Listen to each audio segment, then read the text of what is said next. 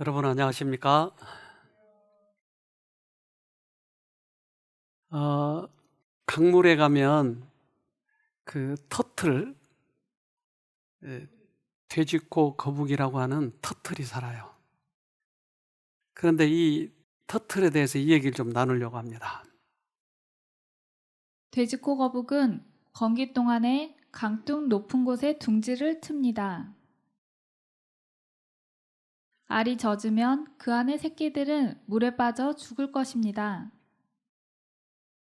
그 알을 높은 데다 알을 낳는다는 거예요. 그런데 이제 그 물이 차기 전까지는 그 높은 데다 알을 낳아야 할 필요가 없을 텐데 여기다 낳는 거예요. 그래서 과학자들이 왜 위에다 낳을까? 그래서 이제 연구를 해보는데 실험을 하고 있는데요. 적어도 대부분의 터틀은 그렇습니다. 알은 터틀에게 큰 투자를 뜻합니다. 어떠한 파충류에게도 그렇습니다. 그래서 터틀들은 아주 많은 노고를 들여서 확실히 안전하고 마른 곳에 알을 낳습니다. 왜 마른 곳에다 낳는 것이 투자일까? 그래서 이 알이 부화가 되면 만약에 물 속에다 놔놓으면 어쩌면 바로 익사할지도 몰라요. 그래서 여러분 생각에 알이 물에 빠지면 죽을지도 모릅니다. 그래서 이 터틀에 대해서 실험을 하면서 왜 강둑 높은 곳에다가 알을 낳는지를 알게 됐어요. 그러나 보세요. 이제 알을 일부러 물속에다 담궈 봤어요. 그랬더니 물에 담그자마자 바로 부화가 되는 거예요. 참 희한하죠? 그래서 어떻게 바로 부화가 될까? 바로 알을 뚫고 나올까? 그래 봤더니 완전히 다 자란 새끼 터틀입니다. 알에서 나왔습니다. 이미 그 안에서 부화를 해가지고 기다리고 있었던 것이에요. 언제요?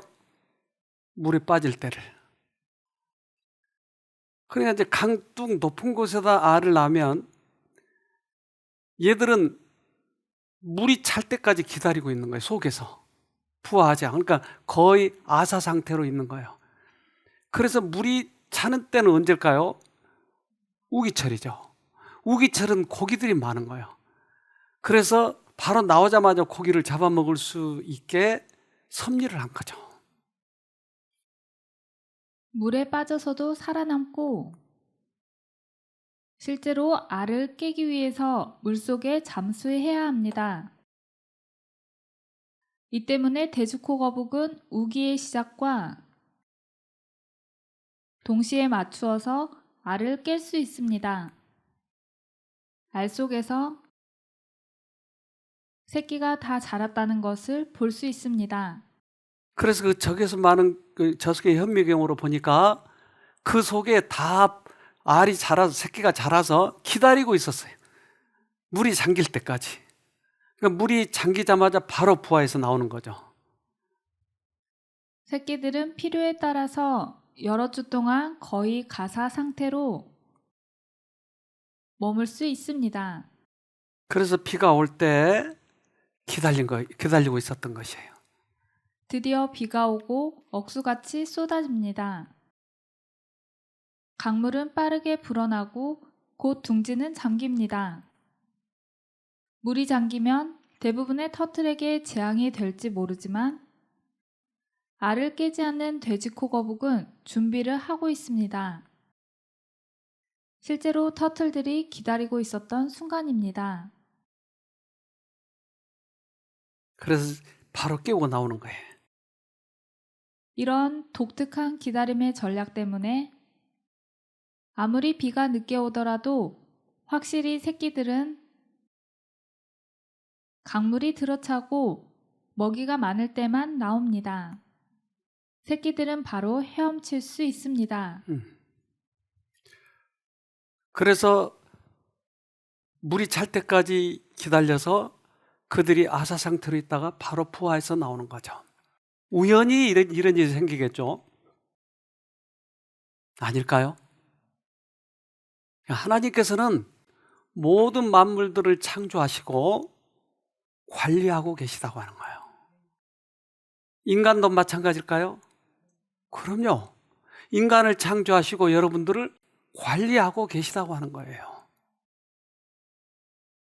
만물이 그에게 창조되되 만물이 다 그로 말미암고 그를 위하여 창조되었고 또한 그가 만물보다 먼저 계시고 만물이 그 안에 함께 섰느니라고 밝히 말하였다.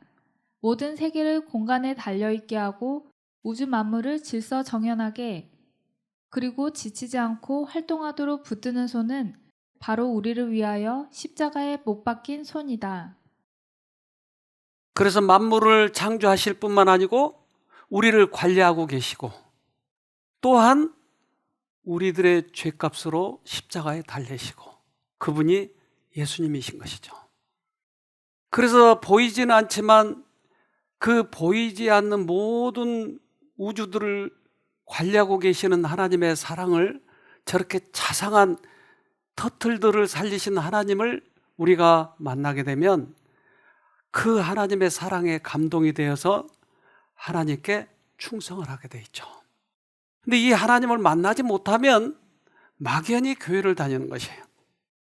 여호수아는 이제 가나안 땅을 점령하기 위해서 정탐꾼을 보내요. 가서 뭘 가져왔죠? 그곳에 아주 풍부한 그런 과일들 이런 것을 증거로 가지고 온 거예요. 그런데 이 10 정탐꾼 중에 2 사람은 그렇게 보고를 하는 거예요. 나머지는 뭐라고 했죠? 그들은 거인들이 살고 있다고. 우리들은 거기에 비해서 뭐라고요? 메뚜기라고요. 아니다. 우리 하나님은 계시기 때문에 그들은 우리들의 밥이다. 아니다. 그들에게 가면 우린 죽는다. 그래서 양편에 큰 싸움이 났어요. 심지어 반대편은 돌을 가지고 와서 치려고 한 것이에요. 민수기 14장 9절로 10절. 오직 여호와를 거역하지 말라. 또 그 땅 백성을 두려워하지 말라. 그들은 우리 밥이라. 그들의 보호자는 그들에게서 떠났고 여호와는 우리와 함께 하시느니라. 그들을 두려워 말라 하나 온 회중이 그들을 돌로 치려 하는 동시에 여호와의 영광이 회막에서 이스라엘 모든 자손에게 나타나시니라. 어느 때 어느 시대이든지 언제나 하나님의 편에 선 사람이 있고 반대편에 서는 사람이 있더라는 것이죠. 지금 현 사회도 그럴까요?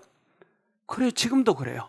하나님은 지금도 우리를 관리하고 계시고 우리를 끝까지 보호하시고 비록 코로나 시대라 할지라도 코로나에 안 걸리게 할 수도 있고 걸렸더라도 우리를 회복시켜 주시는 분이라고 하는 것을 믿고 가는 것이죠. 담대하게. 그러나 언제나 반대편의 사람들은 유언비어를 만들어내고 하나님에 대해서 적대시하고 하나님께 충성한 사람들을 미워하게 되고 이렇죠. 믿음이 없는 정탐꾼들은 갈렙을 죽이려고 하였다. 그는 거짓된 보고를 가지고 돌아온 손에 돌들이 쥐어져 있는 것을 보았으나 그 사실이 그를 단념케 할 수 없었다. 그에게는 기별이 있었으며 그 기별을 전해야만 했던 것이다. 이와 같은 정신이 오늘날에도 하나님께 진실된 자들에 의해서 나타나야 할 것이다. 언제나 2 부류가 있는데 한 부류는 반대를 할 것이다. 그것이 어느 시대에나 있을 것이다. 그렇다면 우리는 하나님을 사랑하고 하나님의 사랑을 느끼고 살아가는 사람들은 그 반대에 부딪힐 것을 예상하고 우리는 꿋꿋하게 기별대로 살아가야 된다라고 하는 것이죠. 지금 이 시대에도 마찬가지입니다. 히브리서 11장 33절로 34절. 저희가 믿음으로 나라들을 이기기도 하며 의를 행하기도 하며 약속을 받기도 하며 사자들의 입을 막기도 하며 불의의 세력을 멸하기도 하며 칼날을 피하기도 하며 연약한 가운데서 강하게 되기도 하며 전쟁에 용맹되어 이방 사람들의 진을 물리치기도 하며. 그래서 우리의 믿음의 선배들은 어떠한 반대를 부딪히더라도 나침반이 남북을 정확하게 가리키듯이 언제나 기별을 향해서 가는 것이죠. 비록 반대에 부딪힌다 할지라도. 그러나 우리는 쉽게 환경에 무너져 버린다든지 반대에 낙심을 한다든지 하는 것은 믿음이 아니다라고 하는 것이죠. 그래서 결국은 우리들 속에 있는 그런 믿음을 나타내야 될 때가 있는데 그것은 환난의 때라고 하는 것이. 우리의 믿음을 나타내야 될 때라고 하는 것은 바로 코로나 시대 때라 하는 것이죠. 이럴 때라도 우리는 믿음대로 살아야 되는 것입니다. 비급한 자들과 반역자들은 광야에서 멸망을 당했으나 의로운 정탐꾼들은 에스골의 포도를 먹을 수 있었다. 각각 저희 신앙에 따라 상벌을 받았다. 믿지 않는 자들은 저희가 두려워하던 대로 사건이 성취되어 가는 것을 보았다. 하나님의 허락에도 불구하고 그들은 가나안을 기업으로 얻는 것이 불가능하다고 선언했으므로 그들은 그것을 소유하지 못했다. 그러나 하나님을 신뢰한 사람들은 전도에 가로놓인 어려움보다는 전능하신 조력자의 능력을 바라보았으므로 아름다운 땅에 들어갈 수 있었다. 결국은 아름다운 땅에 들어갈 수 있었던 것은 뭐였죠?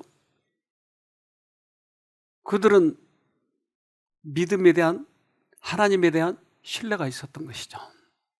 그래서 요즘에 저도 이렇게 많은 사람들을 대하면서 똑같은 기별을 듣고 똑같은 쉼터 생활하는데 어떤 사람은 하나님과의 관계를 가지고 있고 어떤 사람은 지식적으로만 가지고 있지 마음에는 믿음이 내려오지 않더라고요. 그건 잘 모르겠어요. 여러 가지가 이유가 있겠죠. 원래 그러한 구조로 태어난 사람이 있고 중간에 어떤 거듭남을 경험하지 않으면 아무리 지식적으로 많은 것을 알고 있고 들어도 가슴으로 내려오지 않는 거예요. 이상해요. 그런데 어떤 사람은 들으면 바로 가슴으로 내려와서 뜨거워지는 것이에요. 물론 정도의 차이도 있고 또한 냄비인지 가마솥인지 즉 바로 반응하는 사람이 있고 천천히 반응하는 사람도 있고 여러 가지 구조지만 그러나 좀처럼 가슴으로 내려오지 않는 사람들이 있더라. 그들은 다 이치를 다 못 깨닫겠어요. 그러나 분명한 것은 그들의 생애에 복음을 받아들인 다음에 열매로 달라진다고 하는 것이에요. 열매가. 가슴으로 내려가지 않는 사람들은 계속 여기에만 남아있더라는 것이죠. 요한일서 5장 4절. 대저 하나님께로서 난 자마다 세상을 이기느니라. 세상을 이긴 이금은 이것이니 우리의 믿음이니라. 그래서 하나님으로부터 나면 우리의 지식으로만 받은 것과 달리 하나님으로부터 받은 사람들은 세상을 이기는 믿음을 갖게 되더라. 그러니까 그 열매가 그렇게 나타나는 것이에요. 많은 것을 이해하고 있다라고 생각을 했는데 실제로 하는 행동을 보면 믿음이 전혀 없는 것이에요. 그래서 우리들의 이 영적 구조를 다시 살펴봐야 되겠죠. 즉 여호수아와 갈렙은 그런 믿음을 소유한 자. 그렇기 때문에 환난이 닥쳐올 때 그들은 굳게 서서 아니다. 그들은 우리들의 밥이다. 들어가자. 그래서 그들의 믿음대로 된 것이었어요. 민수기 14장 24절. 오직 내 종 갈렙은 그 마음이 그들과 달라서 나를 온전히 쫓았은즉 그의 갔던 땅으로 내가 그를 인도하여 드리리니 그 자손이 그 땅을 차지하리라. 뭐가 달랐어요? 마음이 달랐어요. 똑같이 가나안 땅을 정탐하고 왔고 똑같은 것을 봤는데 한쪽은 밥이다. 한쪽은 우리가 그들의 밥이다. 우리가 메뚜기다. 똑같은 걸 봤는데 어떻게 그렇게 될까요? 우리들은 우리들의 경험, 우리들의 지식만 가지고 있기 때문에 적을 보면 두려워하는 것이. 그러나 하나님으로부터 온 믿음은 아니다라고 하는 것이. 보는 것과는 다른 것이. 믿음으로 행하는 것이죠. 제가 얼마 전에 사진을 하나 봤는데 원숭이가 자기 새끼가 죽었어요. 근데 그 새끼를 붙들고 울부짖는 거예요. 저 사진 한 장에 모든 것을 다 보여주는 거예요. 어떻게 사람보다 더 처절하게 자기 새끼 때문에 저렇게 울고 있는 거예요. 아무리 흔들어도 깨워지지 않으니까 막 저렇게 통곡을 하더라고요. 저 원숭이는 누가 만들었죠? 하나님이 만드셨어요. 우리 예수님은 2번 오신 적이 있어요. 한 번은 나사로가 죽었을 때, 그때 그 주위에 있는 바리새인과 사두개인들이 예수님을 증오하고 전 나사로를 다시 죽이는 방법을 생각해내고, 그래서 악독한 그들의 품성을 품고 우는 척하는 것을 보고 예수님은 우셨어요. 또 한 번은 언제였죠? 예루살렘 멸망을 미리 내다보시고 내 백성들을, 저 멸망하는 그 장면들을 미리 내다보시고 우셨어요. 2번 우셨어요. 성경에 나타난 거예요. 근데 예수님은 지금 이스라엘 백성들을 보고 있어요. 왜? 그들의 미래를 보시고. 그분께서는 멸망받을 운명에 처한 예루살렘의 무수한 백성들을 위하여 우셨다. 곧 그분께서 축복하시고 구원하기 위하여 오신 그 백성들의 무지와 고집 때문이었다. 그 무지와 고집이 뭔가? 그들은 사단이 자기들에게 넣어준 그런 감정, 여러 가지 잘못된 지식, 예수님에 대한 오해, 그들이 조상으로부터 물려온 유전, 이런 것들로 예수님을 싫어한 것이에요. 감정이 싫어하게 만드니까. 그래서 그들은 그 무지와 고집 때문에 멸망의 길로 가는 것을 보고 예수님은 우셨어요. 저 원숭이가 새끼를 보고 울듯이 예수님이 그렇게 우셨어요. 그들의 부류는 항상 2부류였어요. 그래서 예수님을 사형을 시킬까? 바라바를 시킬까? 했을 때 백성들은 누굴 택했죠? 바라바를 택했어요. 자기들을 살리러 온 그 예수님을 죽이라고 하는 것이에요. 마태복음 27장 22절. 빌라도가 가로되 그러면 그리스도라 하는 예수를 내가 어떻게 하랴? 저희가 가로되 십자가에 못 박혀야 하겠나이다. 그래서 위기가 오면 항상 2부류가 있다고 하는 것이에요. 어느 쪽은 가나안 쳐들어가자. 그들은 우리들의 밥이다. 그리고 어느 쪽은 아니다. 우리가 죽게 생겼다. 예수님을 죽이랴, 바라바를 죽이랴, 예수를 죽이라고 하는 것이에요. 언제나 2부류가 있는 것이에요. 그것은 하나님을 믿는 백성들이었어요. 이스라엘 백성 전체가. 하나님을 믿는 백성이 하나님을 죽이라고 하는 것이에요. 이게 말이나 됩니까? 그러나 어느 시대든지 이런 2부류가 있어요. 지금도 내가 어느 부류에 속했는지 우리를 체크해 보자고 하는 것이에요. 나는 아니라고요? 그러면 나의 열매에서 그것이 나타나야 되는 것이에요. 사단이 인간의 마음을 선동하여 고안할 수 있는 모든 모욕과 비난과 잔인한 행위가 예수를 따르는 사람들에게 가해졌다. 그리고 이 예언은 또다시 현저한 방법으로 성취될 것인데, 이는 육신의 마음은 여전히 하나님의 율법과 반목하고 그 명령에 순종하지 않을 것이기 때문이다. 사도들의 시대처럼 오늘날 세상은 그리스도의 원칙들과 더 이상 조화를 이루지 아니한다. 그렇다면 그 열매라고 하는 것은 하나님의 법인 것이죠. 하나님의 법에 마지막까지 충성한 사람들은 예수님 편에 서겠죠. 그러나 나는 교회는 다니고 지식이 많은 것을 가지고 있지만 그러나 율법을 미워하고 율법을 등한시하고 내 마음에 정직함이 없는 사람들은 결국 반대편에 설 것이라고 하는 것이에요. 위기 때. 그래서 종교 암흑 시대 때도 그랬어요. 그들은 두 부류에 섰어요. 기득권이 교황권에 있어서는 그들은 성경을 없애자고 한 것이에요. 보이지 말자고 하는 것이에요. 성경을. 특별한 부류에게만 읽게 하고자 하는 것이에요. 더구나 어려운 말 라틴어로 성경을 써놓고 이것을 사람들, 평민들은 못 읽게 했어요. 즉 하나님의 법을 무시한 것이에요. 교회의 법이 더 중요하다고 하는 것이죠. 지금도 마찬가지겠죠?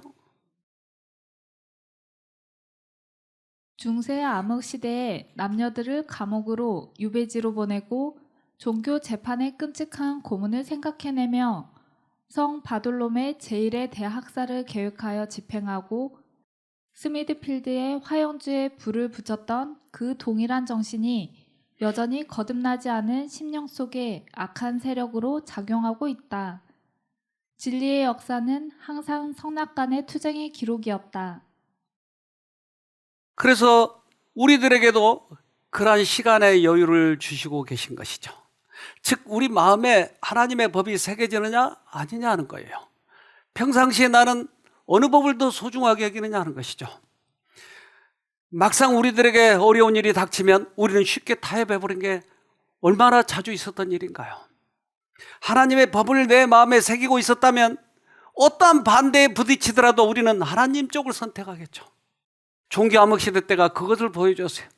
그러나 소수의 부류인 왈덴스인들은 산속에서도 그들은 하나님의 법을 소중하게 여겼어요. 그래서 말세에도 그 일이 나타날 것입니다. 요한계시록 14장 12절 성도들의 인내가 여기 있나니 저희는 하나님의 계명과 예수 믿음을 지키는 자니라. 두 부류예요, 항상. 그래서 하나님을 믿는 사람과 그렇지 않는 사람들이 구분이 될 것인데 그것은 하나님의 계명과 예수 믿음을 지키는 자예요. 여기서 이야기하는 계명은 십계명을 얘기하죠. 믿음은요, 두 가지로 얘기할 수 있는데 하나는 예수가 가지고 있는 그 믿음을 갖는 것이에요. 이것을 예수의 믿음이라고 표현했어요. 또 하나는 예수를 믿는 믿음이에요.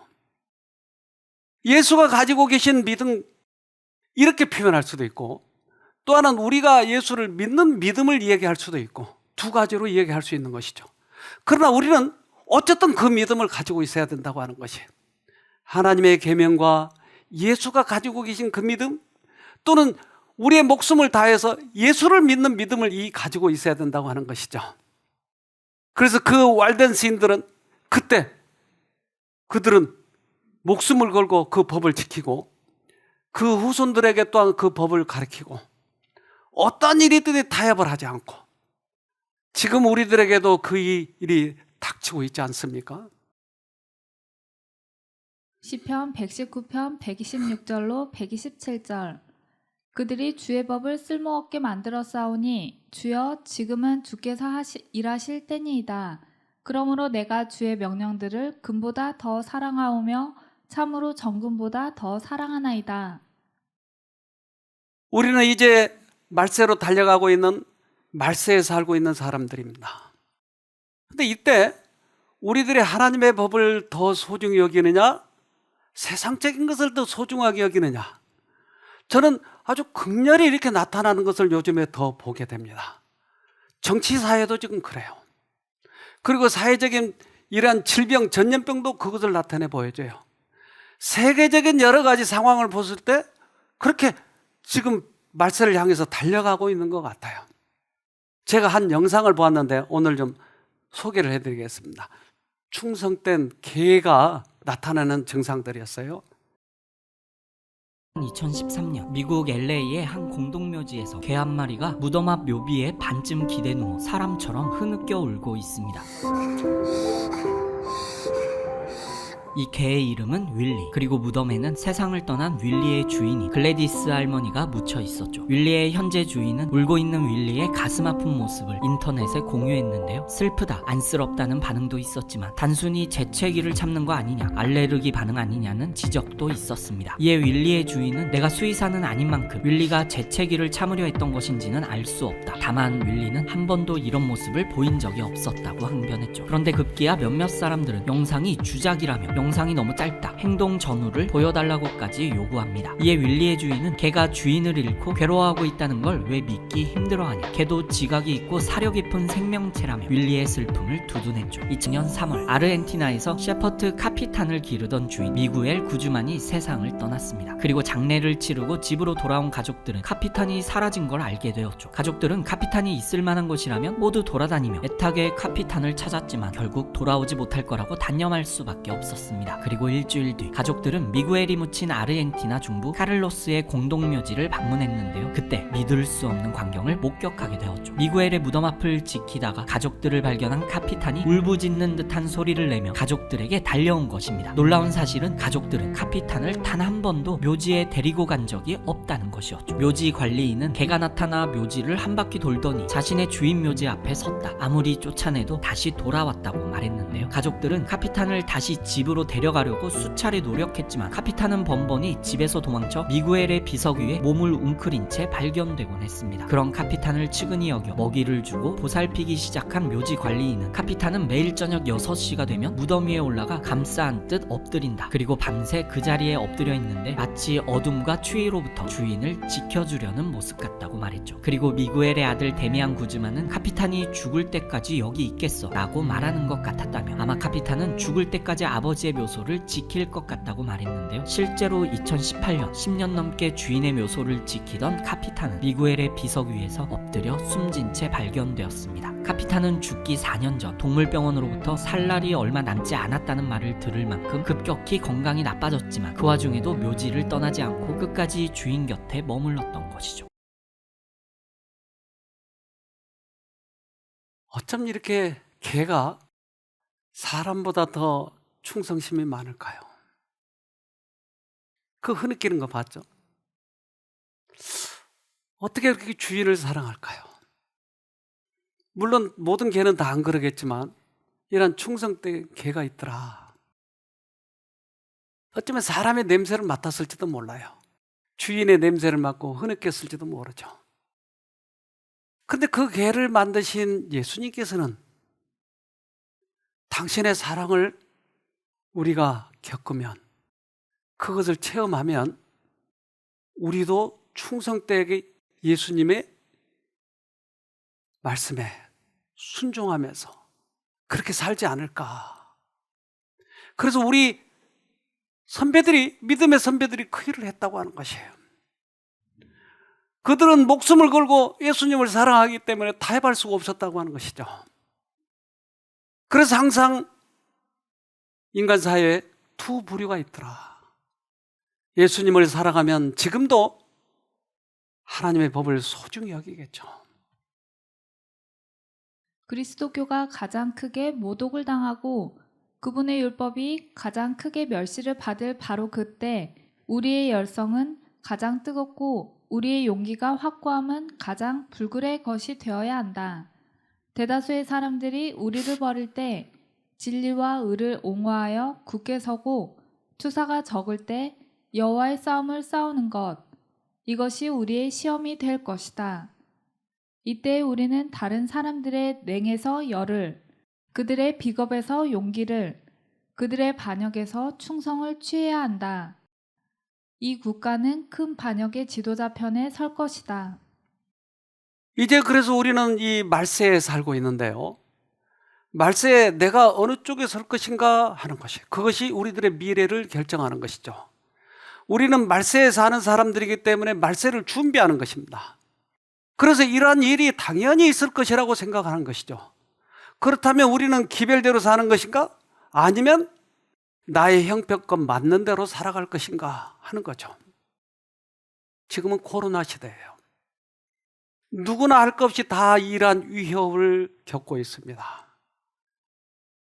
그렇다면 나는 이 시대에 우리들의 선배들이 믿음으로 고소한 것처럼 나는 믿음으로 고소하고 있는가?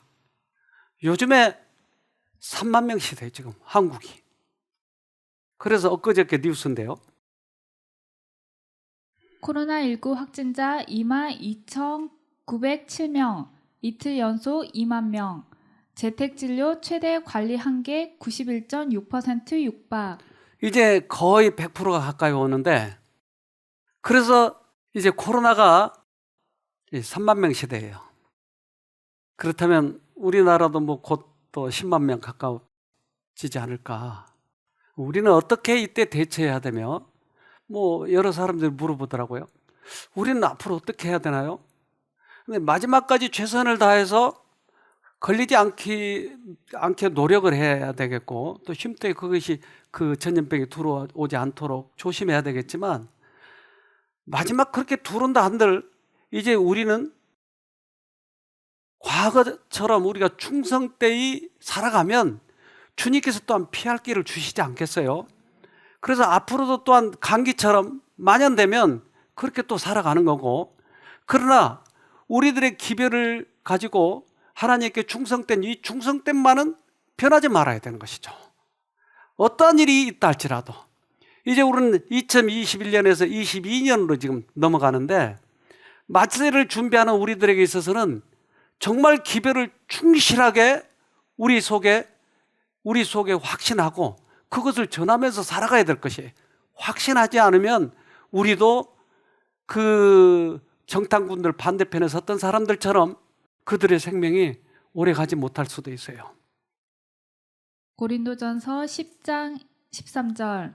여러분은 사람이 흔히 겪는 시련밖에 다른 시련을 당한 적이 없습니다. 하나님은 신실하십니다. 여러분이 감당할 수 있는 능력 이상으로 시련을 겪는 것을 하나님은 허락하지 않으십니다. 하나님께서는 시련과 함께 그것을 벗어날 길도 마련해 주셔서 여러분이 그 시련을 견디어낼 수 있게 해주십니다.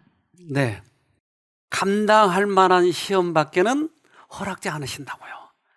그렇다면 앞으로도 어떠한 시련이 온다 할지라도 우리는 이 기별을 붙잡고 충분히 주님께서 도와주시는 그 능력으로 이길 수 있을 것입니다. 저는 요즘에 이발소를 지금 못 간 지가 꽤 오래됐어요.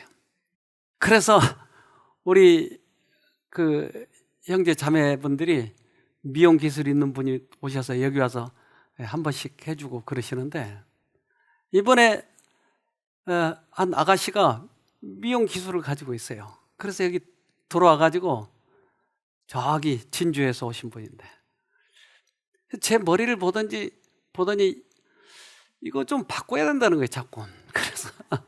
그래서 제 머리를 몇 개 때문에 주물락 해가지고 제가 이렇게 만들어 놨는데 그래서 전문분들은 더 좋다고 그러고 어떤 사람은 옛날에도 좋다고 그래가지고 제가 지금 갈등을 하고 있습니다.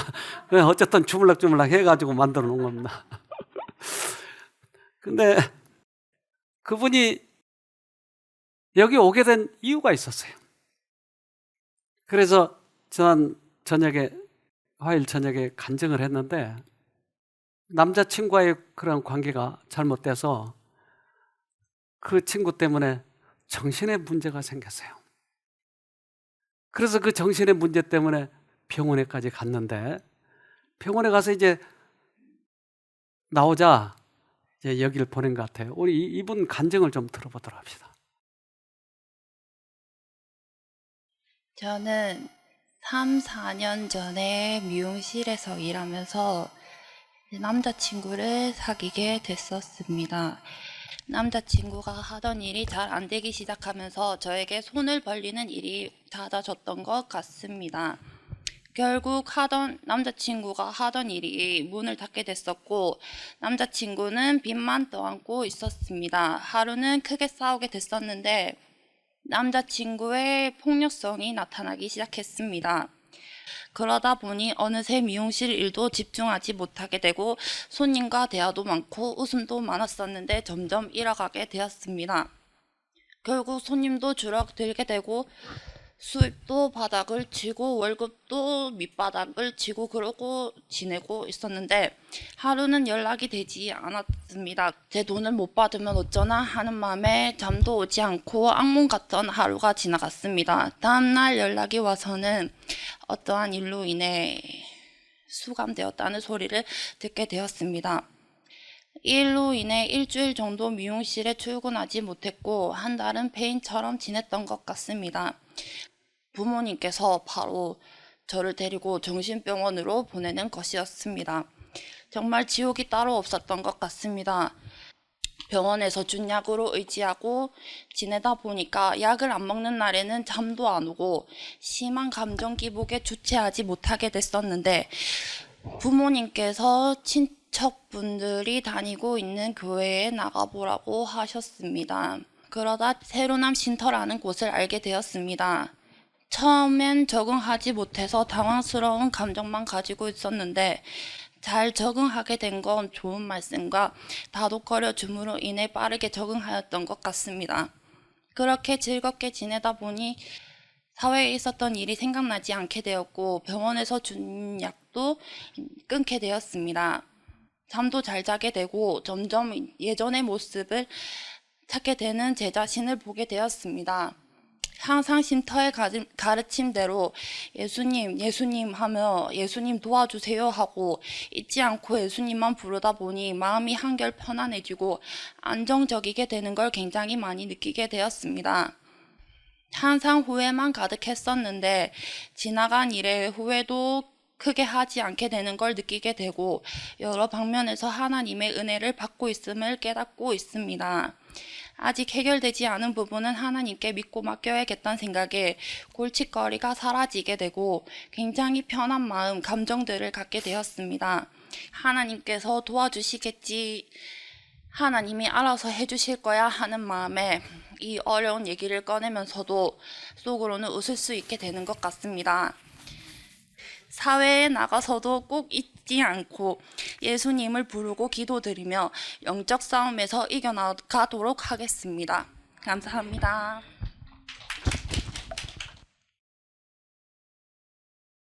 어떻게 정신의 병을 여기 와 있는 동안에 아무것도 하지 않았잖아요. 근데 어떻게 회복이 됐을까? 처음에 들어왔을 때의 상태는 상당히 좋지 않았죠. 그래서 처음에 약을 먹은 줄도 몰랐어요.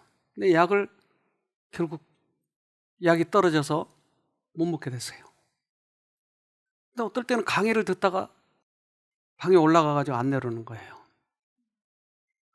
어떨 때는 약간 이상한 행동을 하는 거예요. 근데 그걸 상담할 때 나한테 밝혀주지 않았기 때문에 몰랐어요. 근데 그게 정신병이었었어요. 근데 제가 이 쉼터를 운영하면서 느끼는 것은 어떻게 쉼터에 와서 말씀을 들으면 회복이 되느냐 하는 거예요. 여러분 왜 그럴까요? 밖에 있으면 안 되는데 쉼터에 와서 시간이 지나면 되는 거예요. 풀체병들이. 왜 그럴까요? 제 머리가 좀 잘 만들어져서 그런 거 아닌가. 왜 그러죠? 저는 이걸 보면서 이 기별에 대한 확신을 더 갖게 된 것이었어요. 사람의 마음을 바꿀 수 있는 것은 이 세상에 아무것도 할 수가 없는 거예요. 오직 하나님의 진리만이 그것이 되는 거예요. 그렇기 때문에 이 말세의 그러한 모습을 보면 볼수록 더 기별에 대한 확신이 드는 것이에요. 우리가 해야 할 일은 결국 진리대로 사는 것이에요. 그러면 모든 사람들에게 하나님께서 능력을 주실 뿐만 아니고 우리들도 그 길을 헤쳐나갈 수 있는 능력을 주실 거예요. 주님께서는 코로나 시대라고 절대 그냥 놔두지 않아요. 오히려 더 우리들을 보호하시겠죠. 오히려 우리들의 앞길을 더 열어주시겠죠. 그래서 힘있게 우리는 기별대로 살아가야 되는 것이. 전염병 오기 때문에 교회를 못 나가기 때문에 낙망하지 말고 이 어려움을 잘 극복하면 주님께서 더 크게 축복해 주시지 않겠느냐 하는 거죠. 하나님의 신실함은 원수로부터 그리스도인을 보호해주는 원천이다. 자기를 신뢰하는 것은 결코 안전하지 못하지만 신자가 언약을 지키는 하나님의 약속에 전적으로 의지한다면 안전할 것이다. 하나님을 잃을 때 더 신뢰하면 우리를 안전하게 지켜주실 거예요. 우리들을 그 기별에 대해서 더 확신이 있는지 이것을 시험을 통해서 알기 위한 것이기도 하고 또한 이것을 통해서 믿음을 더 고치시켜 주실 거예요. 꼭 승리해서 우리 하늘을 놓치지 말도록 하십시다.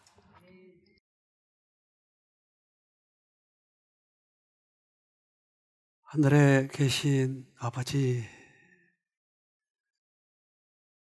우리들의 선배들의 믿음을 지켜주셨고 어렵고 힘들고 극한 상황일지라도 주님을 선택한 사람들을 구원하셔서 우리들에게 큰 모본을 보이게 해주셔서 감사합니다. 우리도 그러한 처지가 오고 있습니다. 그러나 과거에 우리들의 선배들이 이긴 것처럼 우리도 이길 수 있으리라고 확신합니다. 그래서 그 어려움에 굴복하지 말고 기별을 붙들고 다른 많은 사람들이 하나님의 법을 무시할 때 우리는 더 굳게 서서 주님의 법을 받드는 저희가 되도록 도와주시옵소서. 그것만이 우리가 살 길이요 또한 하늘에 갈 길인 것을 알았습니다. 사람들이 다 주님의 법을 무시하고 세상을 더 중요시한 이때 자기의 출세를 위해서 자기의 편리함을 위해서 주님을 도외시하는 이때 우리는 오히려 더 내게서 열을 취할 수 있도록 해주시고 그래서 하나님의 법대로 살아가는 저희가 되도록 도와주시옵소서. 악에 대해서는 눈을 감게 하시고 주님의 법에 대해서는 더 소중하게 간직하게 해주셔서 끝까지 믿음으로 승리하는 저희가 되도록 도와주시옵소서. 너무나 많은 사람들이 하나님의 지식은 가지고 있지만 생애에 그것을 적용하지 못하고 가슴으로 믿지 않는 것들을 봅니다. 우리도 그렇게 흘러가지 않도록 가슴으로 뜨겁게 주님을 사랑하게 도와주시옵소서. 그래서 이 어렵고 힘든 시기에 주님을 바라보면서 꼭 승리하여서 우리 선배들이 갔던 그 길을 우리도 갈 수 있도록 도와주시옵소서. 그래서 소중한 그런 하늘, 우리가 이제까지 바라고 살아왔던 그곳에 우리 모두가 다 같이 갈 수 있도록 특별히 은혜를 베풀어 주시옵소서. 하나님을 만났지만 이제 집으로 돌아가서 형편 때문에 많은 부분에 대해서 타협하고 있는 우리 형제들을 기억하여 주시옵소서. 그들이 다시 돌아오게 할 수 있게 해주시고 그래서 믿음으로 끝까지 승리하도록 해주셔서 우리를 만났던 그 첫사랑을 잊지 않도록 도와주시옵소서. 하나님께서 우리 모두를 지켜주시길 원합니다. 가정에서 예배를 드리고 있지만 그러나 마음의 그 뜨거움을 잃지 않기를 원합니다. 주님께서 꼭 같이 해 주시옵소서. 그래서 믿음으로 승리하여 우리 모두 다 같이 하늘에 갈 수 있도록 축복하여 주시옵소서. 인터넷 교회에 들어오셔서 성실하게 참석하시고 또 성실하게 주님께 헌금으로 뜻을 표한 그들에게도 은혜를 베풀어 주시고 그래서 하나님과 함께 동행하며 기별과 함께 기별을 충실히 간직하고 있다가 우리 모두 다가 하늘 같이 가서 영원한 주님 하늘나라에서 같이 살 수 있도록 우리 모두에게 축복해 주시옵기를 우리를 죄에서 구원하신 예수님 이름으로 기도합니다. 아멘.